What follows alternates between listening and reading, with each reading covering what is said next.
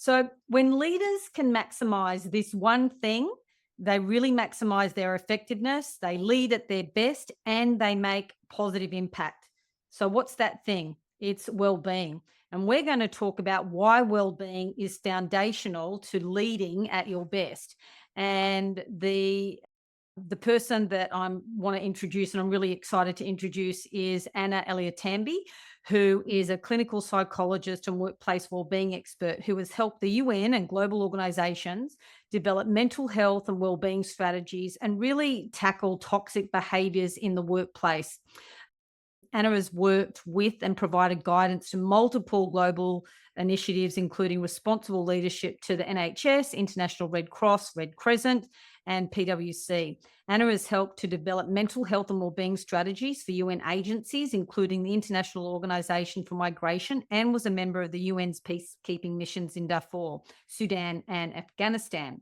She is a fellow of the Royal Society of Arts and associate fellow of the British Psychological Society. So welcome, Anna. We are going to talk about all things wellbeing and leaders.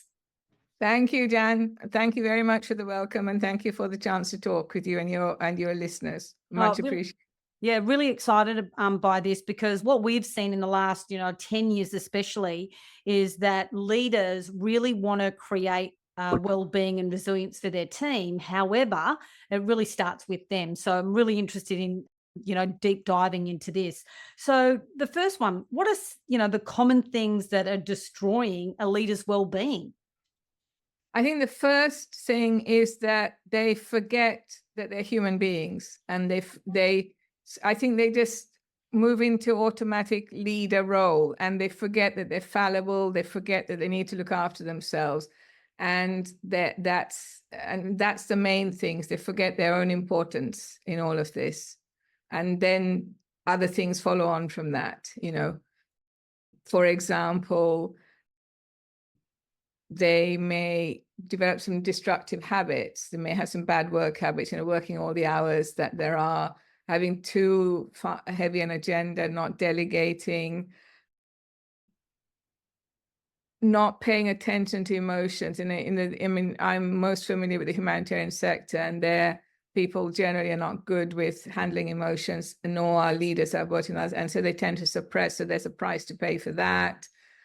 Not recognizing and honoring your past, so that things from the past creep up on you if you haven't handled them. And then the more obvious things like bad work habits, not taking breaks, not knowing how to lead and manage the simple skills. And then, the worst end of it is if you, with all of that, and you're not looking after yourself, or you don't want to look after yourself, if you resort to toxic behaviors to then lead and manage.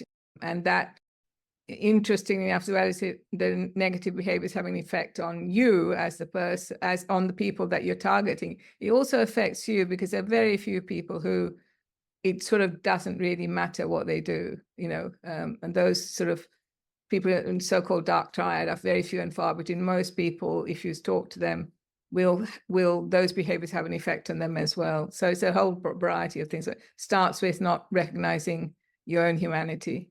Oh, I love that term, because it really always starts with self. And it was interesting that you talked about, toxic behaviors, but it's also the toxic things that they ingest, like the amount of caffeine, like Yes. carbonated drinks, just to kind of like get through the amount of work that they have to burrow, into. Yes. And so if you're not looking after your body physically healthily, eating healthy foods, resorting sometimes to the not so healthy things, and turning into addictions, then of course that's going to have an effect on you. And even on a very simple level, it affects your gut biomes, and then that leads to your stress and things like this. And of course, the climate issues also are having an impact. But if you're just not eating properly, it's going to show. It'll show. Yeah. And like what a win-win situation that leaders can actually start by looking at their own well-being, because like you mentioned, it impacts so many other areas of the people that they lead, the stakeholders that they engage with, the people, in their home environment, partners, etc. It has such a roll-on effect. So I'm interested in finding out the qualities and assets of a happy, healthy leader. So what does that look like? It's something that we all want and strive for. So a happy, healthy leader is someone. Happiness is transient. I think it's better it's something that we all aspire to. I think if we get to contentment, that's good. And so a happy, healthy leader is someone who's really starts off being kind, who's kind to themselves and has a good self-respect, and they know who they are and they remain authentic to who they are. And this is not authentic in sort of, this is who I am. So I'm Anna. I have a Sri Lankan background. I grew up in England. This is how I work as a female leader and things. And just staying true to that rather than adopting different personas, making sure you stick to your values and that you're going to compromise. So thinking about how you're going to live with that compromise. And then that shifts, moves. That's your mindset. That's your frame, your core frame. And then the other facets that help you become a happy, healthy leader is to just first look after your health and your well-being. Have a plan that you're going to follow. Make sure that the others in your life also are helping you. And in terms of relationships, you're making sure that you have quality relationships that support you.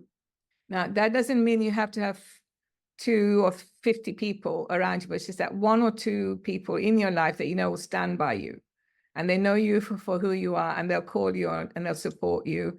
And that actually is a very good predictor of how somebody's going to cope with stress, that you think about practical matters, that and you manage well your finances. Finances often lead to people not handling stuff, where you live, holidays you take, and then that you're using your leadership qualities. And we split them into 2, the personal leadership qualities, that Anna as a person, how she deals with her emotions, and then Anna's work qualities, my work qualities, and how am I actually using them for the best? And do I know what they are? And if I don't know, have I gone? And so it's all of those facets, Jan, that come together to be your frame of reference that constitutes happy and healthy. Happiness means different things to different people. So it's your own definition. And I think it's more difficult to get to a sense of contentment, if not happiness, if you're driven to be a leader. And if you are, then you have to ask yourself why. Oh, big question.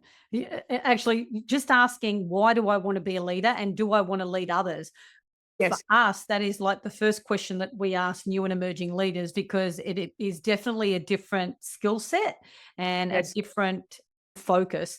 And I love, what you said about having a plan, having like a couple of people around you who will call you on your behavior. And so it seems like having a bit of a self-audit is really important to understand where you are. Yes. And also to understand how you change and how you grow and develop. Like one thing, the people I are closest to me, who are the people I love in my life, know that I don't like change. So they know that the best way to talk to me about change that I need to make is to wait till I'm too tired to argue. And that's actually how I change. I will fight it. It may be the most sensible thing that I may even agree with intellectually, but I will fight it and argue in my head until I go, okay, now I need to change. So it's understanding those parts of yourself and making peace with your past. Yeah, you've said that a couple of times. Can you tell me a little bit about that and why is it so significant? Because our past shapes who we are as people and as leaders. And we all have, I'm not saying you have to have had a traumatic past, but we all have things in our life that we have resolved or haven't resolved. And they surface in so many different ways in your leadership style.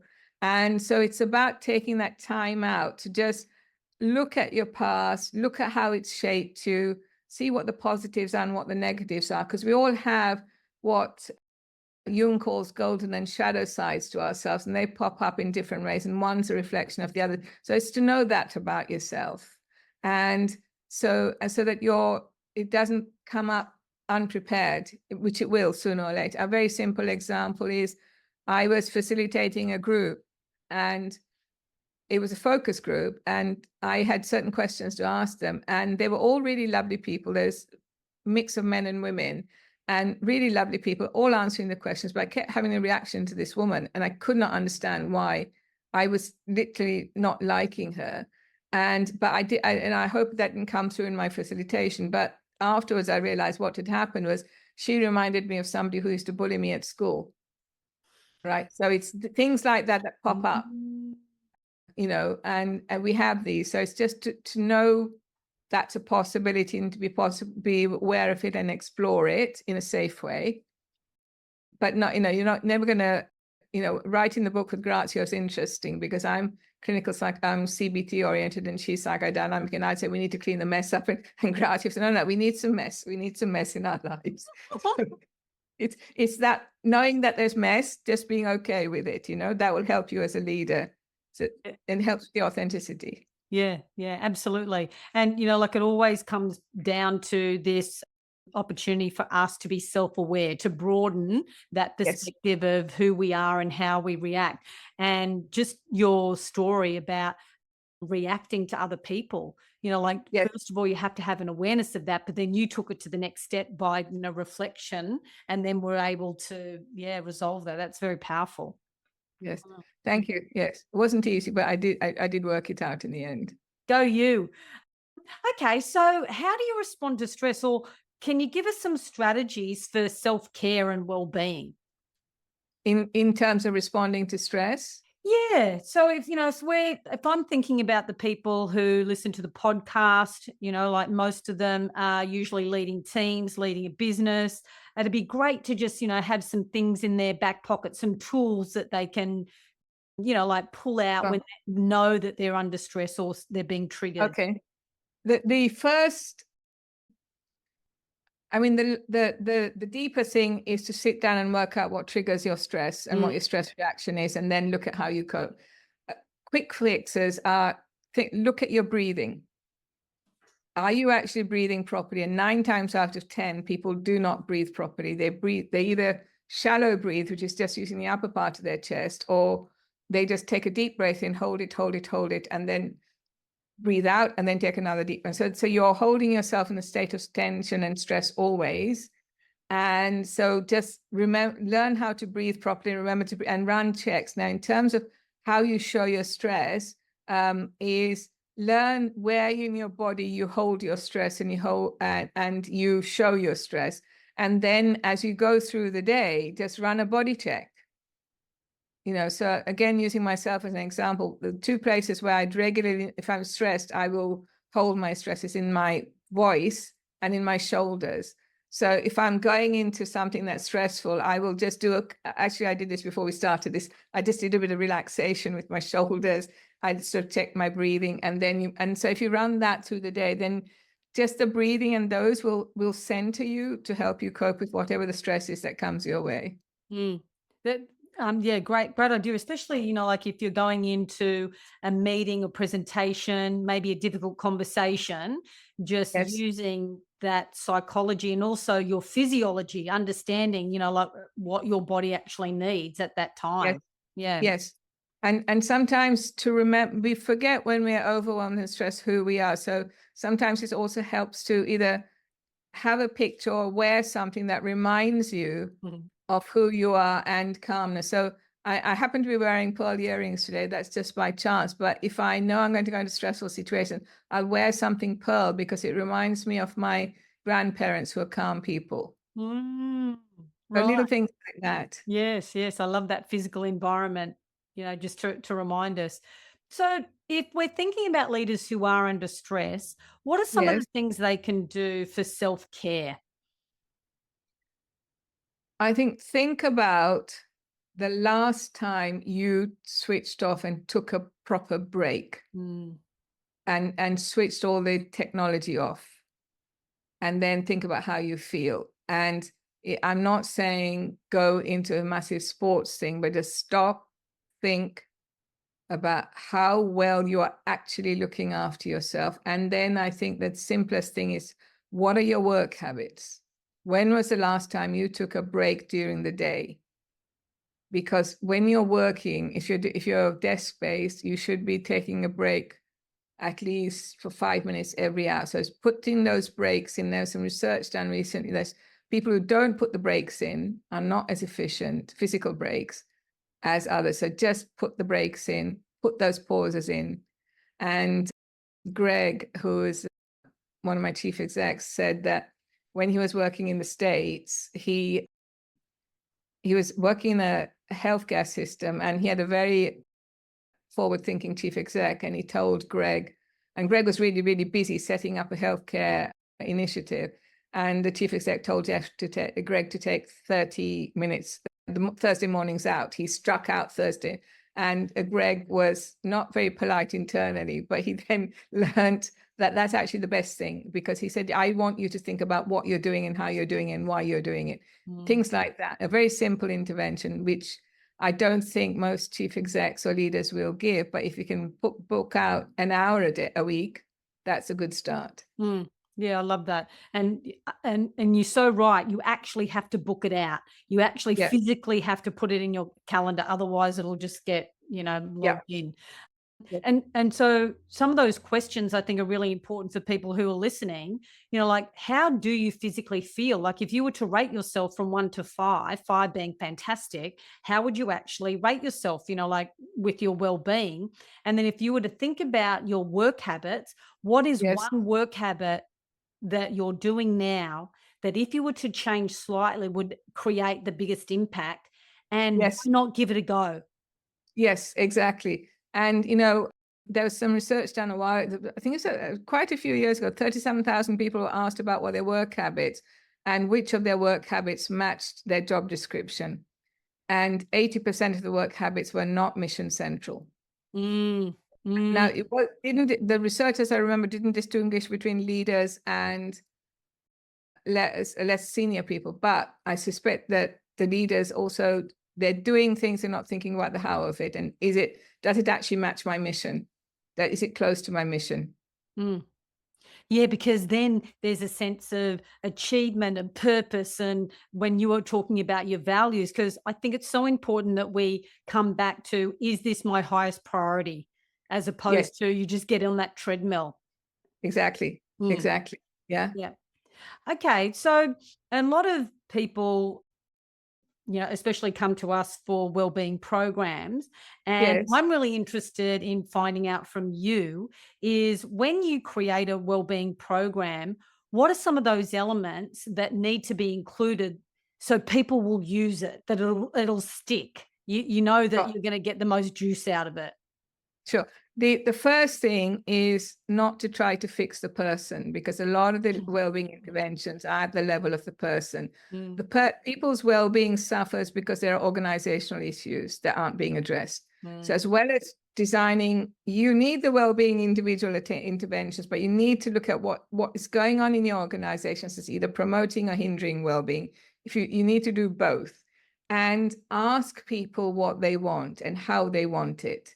There's more of a chance of them using what you offer and deliver. And because when you just implant, I think even though 80% of the people know about it, only about 20-something% actually use it. So if you ask them what they want, they will do it. And also, the world is such that everybody knows a little bit about well-being. So ask them what they can offer for well-being. And give them the space and time to look after their well-being and build it into the organizational system. So one of the things I suggest to some organizations is, as part of the appraisal system and supervision, and especially in induction, ask people to create their own self-care plan, provide a mechanism for that. But then as a manager, the only authority you have is to ask if they're following the self-care plan. It's none of your business apart from that. And if you want help developing the plan, then they go to a psychologist or someone else. But the manager's job is to say, can I help you with your self-care plan? Yeah. And what a very powerful introduction to an organization when you have something like that, a self-care plan or a resilience plan or a well-being plan, like something tangible. Yes. That demonstrates, you are important, or your well-being is important. Yeah. Yeah. Yes. And maybe do the audit of your organization with the staff. So you'll find things that are needed for the person, things that are needed for the organization, and then and if you're doing it with them, they're going to own it. Oh, absolutely. That's when you get that engagement, don't you? Yeah. Because no one likes to be told what to do. you know, unless you're a personal trainer and people expect you're being told what to do. Yes. All right. So, Anna, is there anything else that you'd like to share with us about, what you've come across in your work I life? I think is, Jan, the most important thing is to think about well-being, and in conjunction with diversity and with inclusion, because they often seen as three separate interventions, and toxicity, mental health, well-being, and inclusion, because they all interact and they all feel, so think about how you can do all of those things together, because there's similarities, and you must attack the positive, you must build the positive and address the negative. If you don't do those two things, it doesn't matter what you do in terms of mental health, well-being, or inclusion. It just won't matter, because you're not tackling the bigger issue. Yeah. You know? Is there a common issue that you're finding in organizations, around not being able to manage mental health, diversity and inclusion, well-being, etc.? It's the failure to acknowledge the role of toxicity, and the failure to acknowledge that it exists in your organization, that you need to deal with it, because there's so much research on this, and in some jurisdictions they're beginning to tackle it through legislation, but it's that complete failure to name it. Not only the people are sort of naming it, that's evident in the research that's been done, but actually doing something concrete about it, that's where you're going to get failures of mental health, well-being, and diversity. Yeah. Just what, yeah. Yeah. So it's interesting, Anna, that you say that, because we're hearing a lot about inappropriate behaviours at work. And so there are some organisations who do want to tackle it, through workshops, like legislation, policy, things like that. So they're focusing on the directors and the people leaders and what their responsibility is. And then they're looking at their workers. So it's having an awareness around what this inappropriate behavior or toxicity is, how to prevent it, and then how do I have a conversation? So are there other elements that we need to be mindful of if we were building a program like that? I think, psychological safety, and Amy Edmondson has done a really good job of, but psychological safety rests at the level of the team. You have to have ownership across, and you have to think about how you build that culture so that both the positive and the negative are addressed openly, and to give the survivors of those experiences space and time to recover, or and grow, but also the perpetrators, because they often don't know what else to do, and they've been reinforced by silence. So the first time you have that discussion with them, they're going to push back and fight back. So you got to work through that, and they deserve as much of a chance to change as anybody else. And some do, and some have very little insight into. I worked with someone who had a very middling 360 from his own team, and is very upset about, because he'd got really high ratings from everybody else. And so I ended up saying, is there anything that you could have said or done that could have led to this? And he said only two things. He said, I told one woman she was fat, and I shouted at somebody else. I said, that's enough. That's it. So you have to help them as well as everybody, and do the organizational as well as the individual. I know it's a big ask, but you have to, but naming it and meaning that you're going to do something is the biggest step that any leader can take. Yeah, fantastic. So Anna, what are you working on at the moment, or what are you excited about at the moment for you and your career? At the moment, it's the book that Grazia and I wrote, and we're sort of rolling it out in different ways and talking to people about it. I'm actually working on some issues around mental health, and sort of building mental health services for a particular population at the minute. But I think this healthy well-being, addressing toxicity, I think is something that will always stay with me. And I'm doing more, and we're going to produce some leadership programs and workshops, because it doesn't go away. And it's painful to live through it. And I've been bullied and stuff, and it's just not nice. And we should be, if we are human in the fullest sense of the word, we should be moving beyond just saying, oh, it's awful. Mm. Yeah. And doing something about it. Like if we witness it, if we're privy to it and we do nothing, then we're contributing to it. And that's the way in which, first of all, we need to be mindful of as well. And then, do I have the skills to address it or have a conversation or do the next step? Yes, and there are many things you can do. And there's a Lakota First Nation saying that part of the hurt of one is the hurt of all, and the honor of one is the honor of all. So I think even if we just stand by the person who's being bullied, that's something, you know. Yeah, but because that's another thing that we've noticed, and this organization who's actually doing this appropriate behavior program, part of their policy is to ensure that people who have, complained about, their directors or people leaders are then not harassed or bullied when they come back.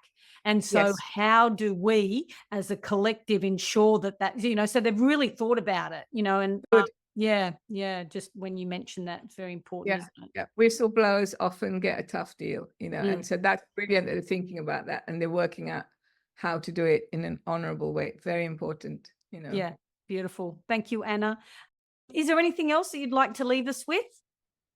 No, I enjoyed the discussion. Thank you so much, Jan. Yeah, thank you, Anna. I've taken notes. I love some of those questions that you asked. I'm always big on asking powerful questions, so I really appreciate that. And if people want to contact you, where's the best place that they would find you? It's if you go through healthyleadership.world, which is our website, you can contact me there. And there's info@healthyleadership.world, and I will always respond to emails and stuff. And we've got different books on the website, and we've made the decision to release 2 of the ebooks as free book copies. I'll let you know. One is on coping in a toxic environment, and the other one is your own toxic work behaviors. We're going to release them as free EVE copies. So if that's okay with you, Jan, I'll send you the details. That'd be great, because then we can link it in the transcript so people can then access it. Yeah, that'd be fantastic, Anna. Appreciate it. Well, lovely to speak with you and share ideas. Really, yeah, it was very enjoyable. Thank you. Same here, Jan. All the very best. Thanks, Anna. Bye. Bye. If you found that video useful, then you'll be sure to find this one useful as well.